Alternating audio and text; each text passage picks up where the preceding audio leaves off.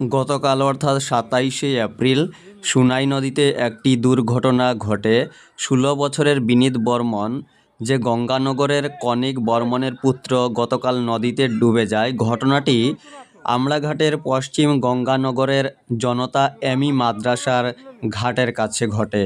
সচিনপুর CRPF ক্যাম্পের উল্টো দিকে ঘাটে ঘটেছে এই ঘটনাটি। সবাই বিনীতের খোঁজাখুঁজি করছিলেন যারা স্থানীয়রা ছিলেন, কিন্তু আশ্চর্যের বিষয়, এসডিআরএফ বাহিনীকে উদ্ধারকারী দলকে খবর দিলে শিলচর থেকে এই আমড়াঘাটে এসে পৌঁছতে প্রায় ৪ ঘন্টা সময় লেগেছে, যেখানে গাড়িতে করে প্যাসেঞ্জার আসে ১ ঘন্টায়। এসডিআরএফ বাহিনী সন্ধ্যায় এখানে পৌঁছে উদ্ধার কার্য চালিয়েছে প্রায় ৪০-৪৫ মিনিট। কোনো খোঁজ খবর পাওয়া যায়নি, সন্ধান পাওয়া যায়নি সেই বিনীত বর্মনের। রাত্র হয়ে যাওয়ায় আর উদ্ধার কার্য চালানো সম্ভব হয়নি।